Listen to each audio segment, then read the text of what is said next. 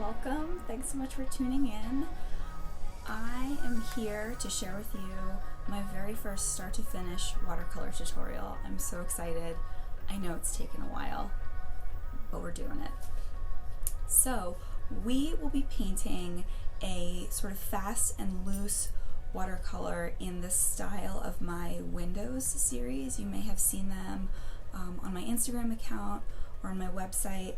I really love painting these when I need like a little bit of a playtime. They're so much fun because they're kind of abstract. Like I said, they're loose, a great way to play with technique and experiment with color and style. We're going to do all of that today.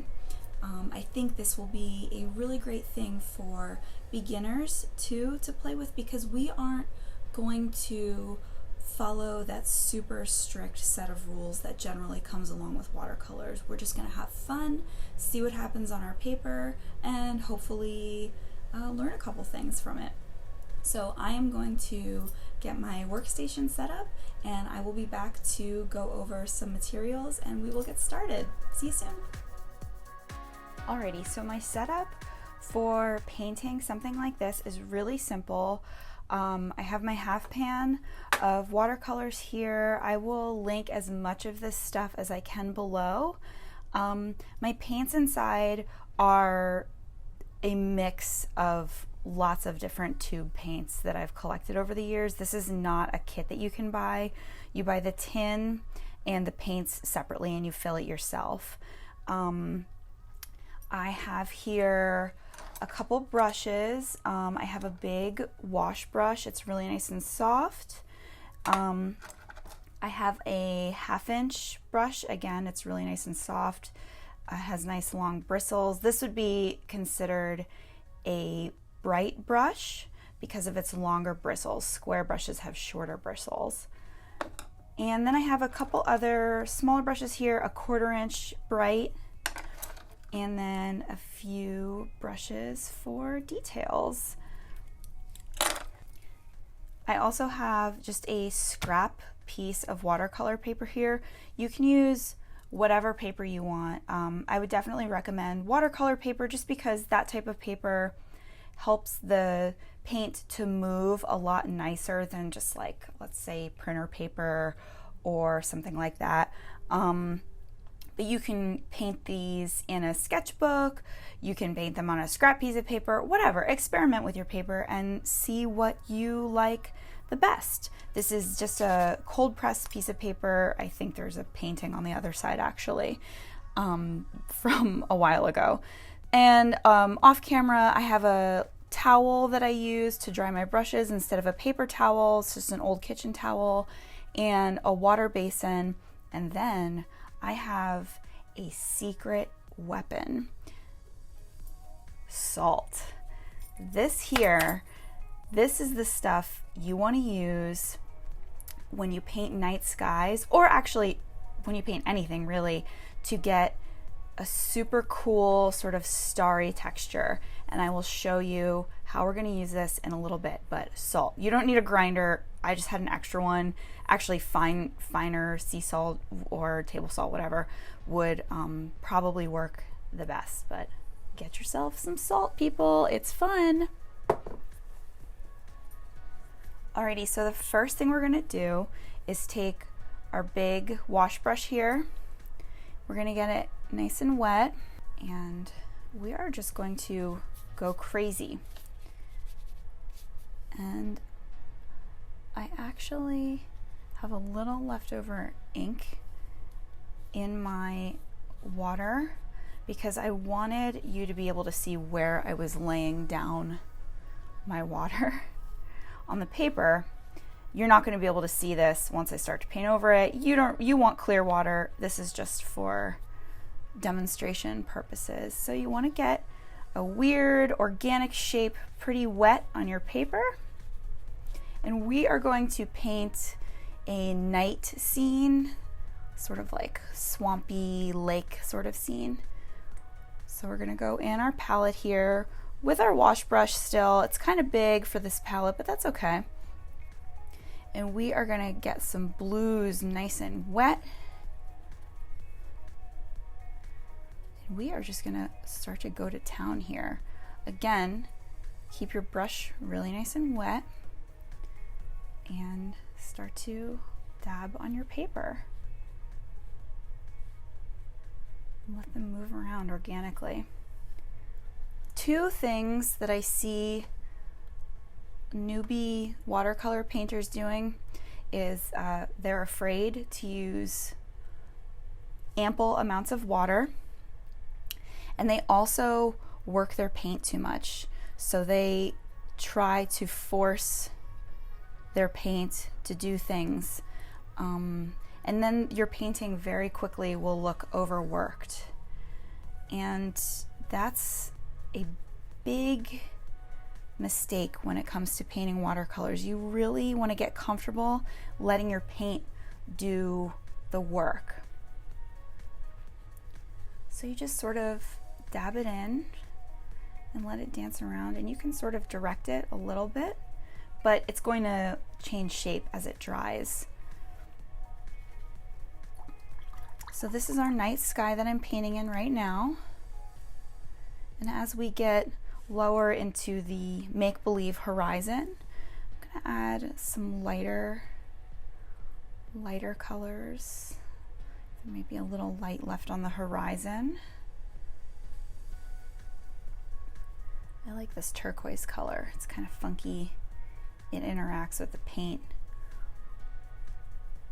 in a different way than the other paints do, which I think is cool. Sort of like pushes it out of the way. You can leave places like this unpainted. That's totally cool. This is more or less an abstract painting at its core. So try not to have any expectations of what you think your landscape should look like beforehand. Sort of let that develop as you paint. And then down here where there might be some land and some water, I might paint in some of this yellow ochre here.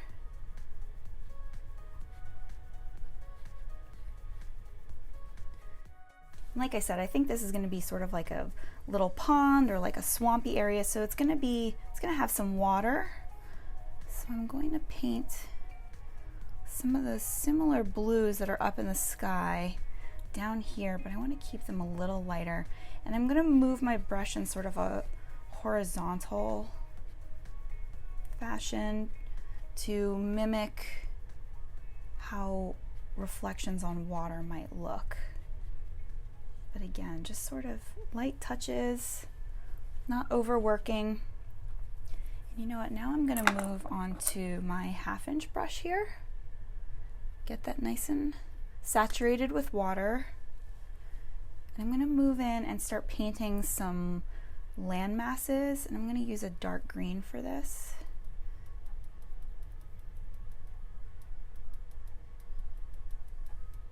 Really fill my brush here with the paint. I want it to be nice and dark on the first go.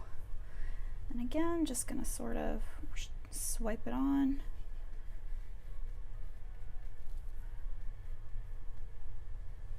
Dab it. Maybe add a little bit of a brown color. And you might have noticed, but I haven't done any mixing anywhere yet on my palette. I'm just pulling colors straight from my pans and going for it. And a lot of the mixing is happening right on my paper. It's like where all the magic is happening. Adding a little bit of brown to my land masses here. Pull some in from over here.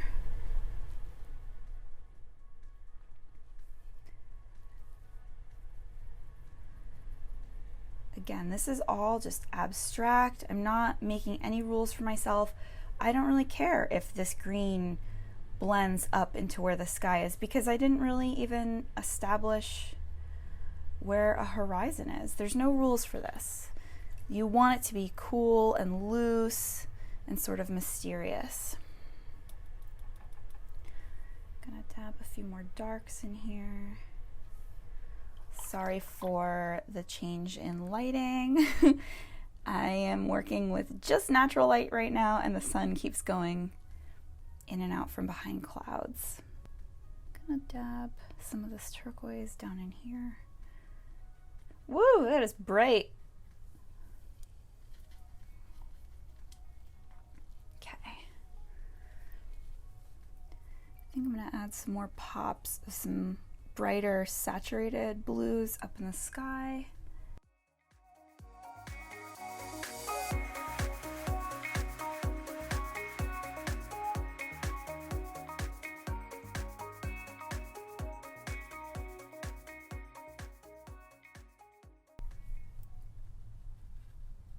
So right now what I'm doing is I'm just sort of lifting some of the water that pooled down in here in this little wrinkle.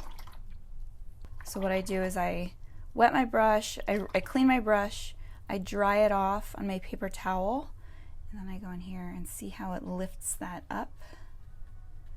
And there the brush is full of paint again, so I rinse it off. It's sort of the reverse process of painting. I'm gonna go in with a little, this is ultramarine blue. And maybe even a little, now I'll go up in here because I like this pre-mixed color, a little less purple here.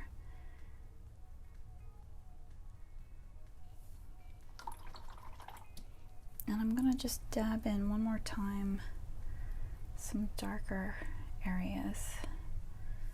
All right.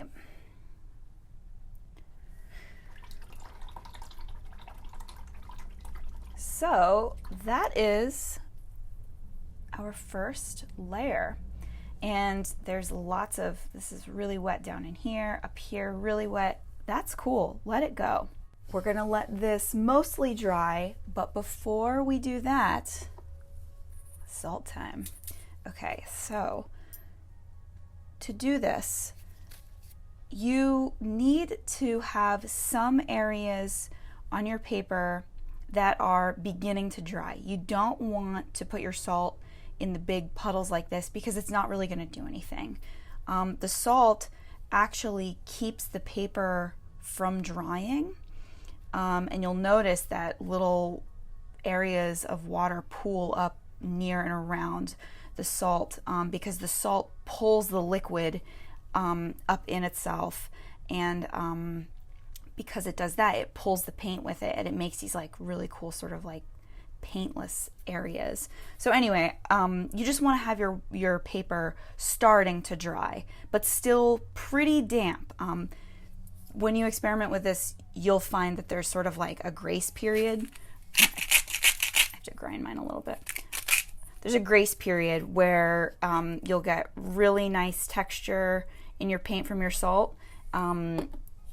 When it's just the perfect amount of damp, but if it's too wet or too dry, you're not going to get much of a texture from it. So anyway, have some salt here in my cap, and we're just going to take some, sprinkle it around, and make some stars. I'm not doing tons, and I mean, you can do it all over your sky if you want. I'm just going to do it in a few little spots, kind of in the darker areas. Okay. And we will see how that looks. Okay, I don't want to overwork it, so I'm going to let this dry, and then I'm going to come back in a few minutes and we're going to paint the second layer. Alrighty, so I am back, and my painting is mostly dry. I still have a couple wet spots here, and up here, but that's okay. We're gonna roll with it.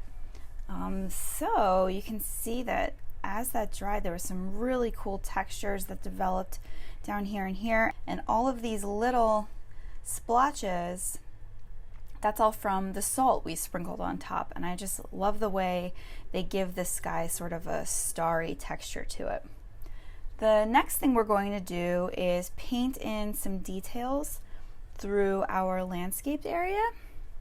So I think I'm going to start with my 1/4 inch bright brush, and just going to wet it like normal, and I'm going to grab some brown This is burnt umber, this is burnt sienna, just kind of going back and forth between the two.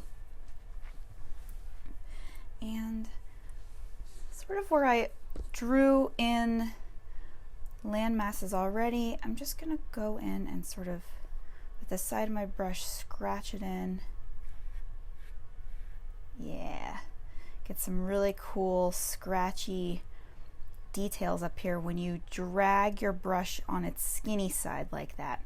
Didn't really happen so much in here because the paper's still kind of moist, but that's okay. I'm going to reload my brush and kind of repeat throughout my landscape and build up a couple layers using the similar technique.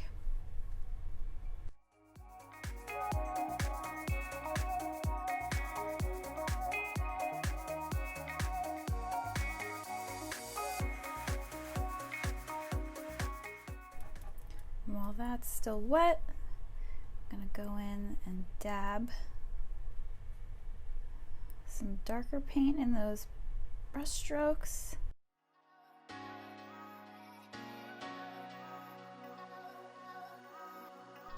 Now I've really dried my brush off here, and I'm gonna go into this dark green. It's really sticky. Pull a little bit of this burnt umber too, and sort of try to see what happens if I kind of dry brush a little bit of this paint in these moist areas.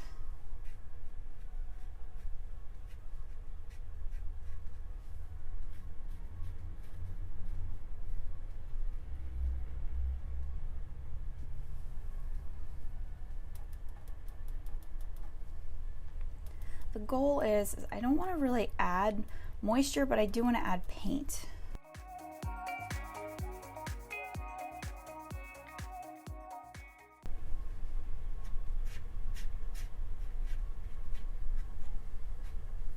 Maybe I will get some lighter greens and sort of try the same similar technique down here in the watery areas of our landscape.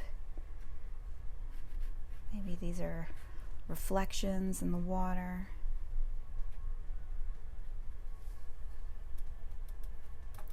Again, I'm not adding more water to my brush, I'm just sort of tapping the areas that are moist on my palette.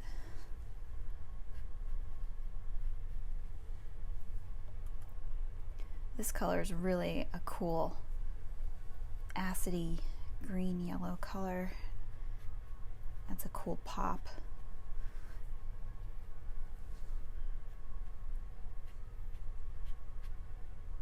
Okay. Always keeping in mind that we don't want to overwork. Cool.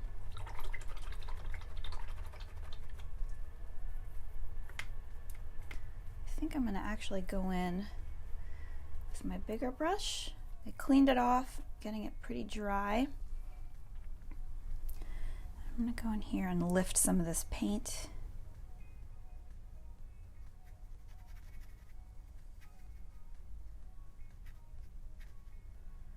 You remember there was a pretty big puddle there.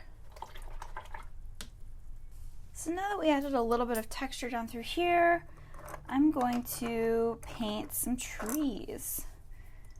And this is really, actually, let me use this brush.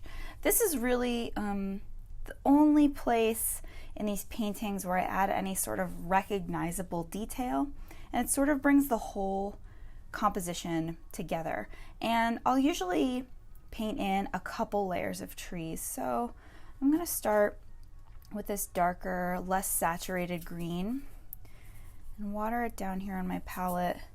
I might add a little bit of blue to it to give it that sort of atmospheric perspective, like it's off in the distance. You'll notice mountains and trees and things like that, when they're off in the distance, they lose their color. Green tends to drop out in the atmosphere the quickest and it turns blue. So if you add a little bit of blue to your paint mixture, it's a really good way to give it that feeling like it's back way far back in your landscape. And this is still moist through here, and that's okay. And I'm just going to start to dab the paint in. And just give the illusion of trees. A couple little dabs. Dab some through here. Now the paper is more dry through here, so it'll hold its shape more, which is, again, totally cool.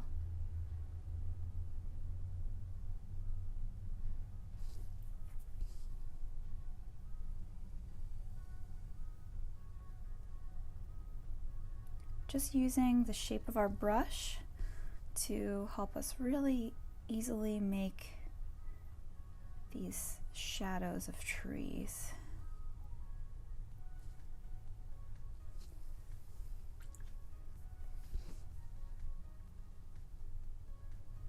Just gonna blend them a little bit while they're still wet. Sort of blend out the edges here. Cool. Maybe while that's drying still, I'll take a little more of this mixture and just kind of add in some little dabby details through our landscape. Play with your brush. Play with the shapes it's capable of making. Again, we're just giving the illusion of a landscape. We're not really defining a whole lot. It doesn't really have to make perfect sense what's going on. This is just play. Being able to play with our paints is super important, especially when we go to sit down to do a big in-depth painting. We need stuff like this to help us learn and sort of create muscle memory too.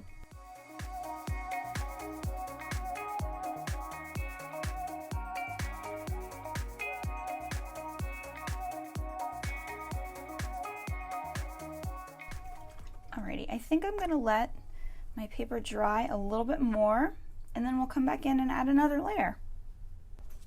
I'm getting impatient. So here's my little fan. I've had this forever. Dry.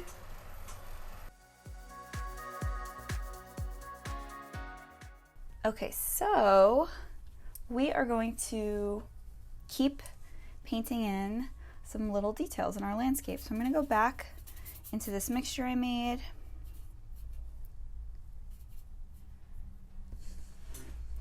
And paint in some ghostly trees back here.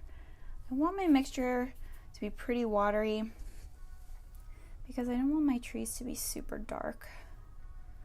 I want them to be off in the distance. And these trees we're going to add a little more detail to.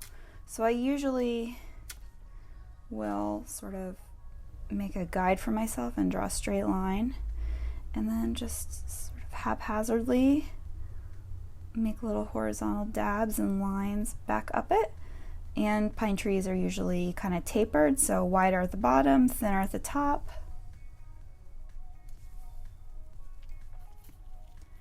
And going to paint some trees like that across the horizon here.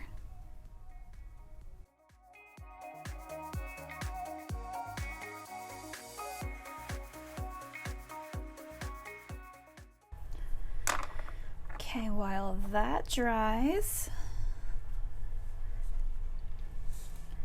I'm going to go into some of my foreground layers,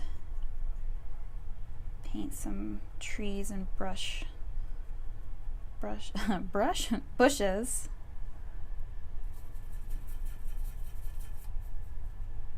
So I'm just kind of making a desaturated brown gray color, and I'm using the smallest brush I have. It's a size 3. It's just a round brush, detail brush. I'm gonna go in and dab.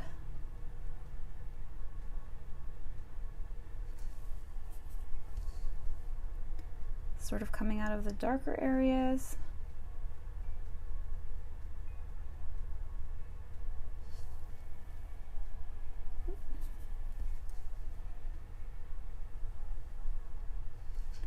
Sort of random, just add a little bit of detail,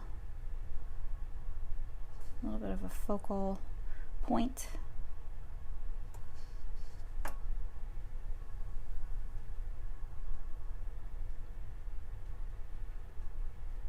You can take your marks out of your little frame if you want.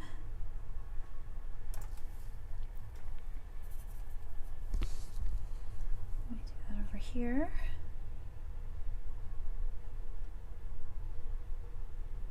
Sometimes I like to pull a tree or two up out of the frame. Experiment, see what you like. Layout is also super important when it comes to paintings and thinking about where things are inside of your painted area, or maybe where they are on the outside of your painted area. This is your piece of art. You make the rules. Do what's interesting to you. If something sparks your curiosity, give it a shot. Try it out. See if you like it.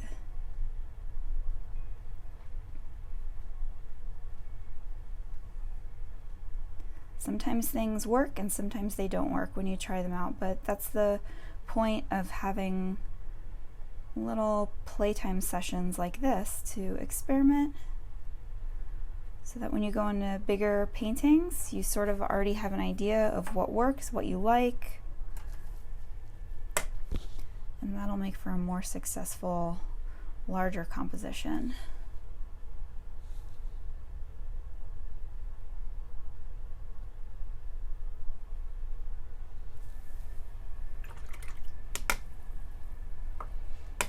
And now I'm just going to sort of keep adding some tree layers and a few layers here in the foreground. After I'm done painting the trees in the horizon, I'll paint some trees through these layers too. And I'm going to want to wait between layers to make sure my paper is super dry, because the more into the foregrounds that the trees become, the more sharp and detailed they will be. So you don't really, I mean, you could, it's up to you, but the way I want this painting to look, I don't want my trees in the foreground to have blurry edges because of wet paper. So something to keep in mind as you develop this piece.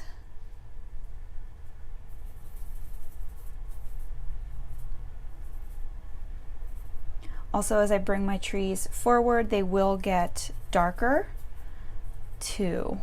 Maybe a little more green as well.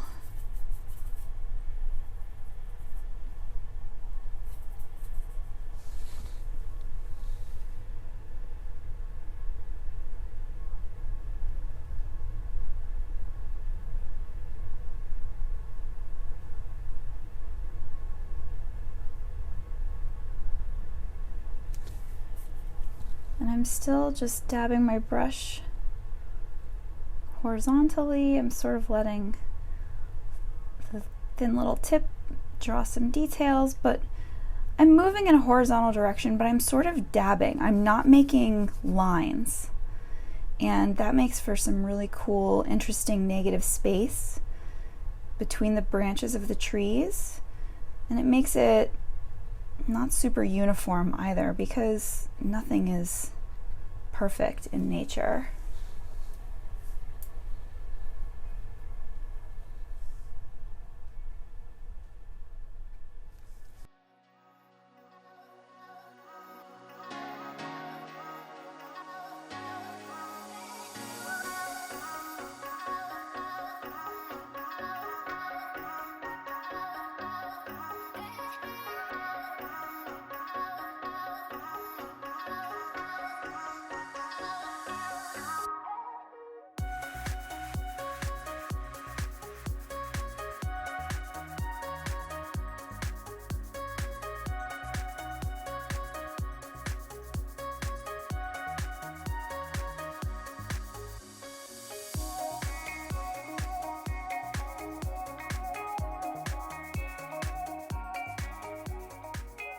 All right, so I think I am happy with how this painting looks.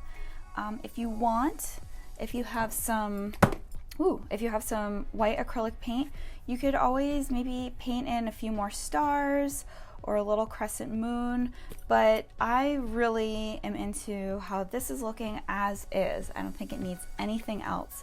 So we are going to let this dry all the way and I will show you the details. Thanks so much for painting along with me, everybody.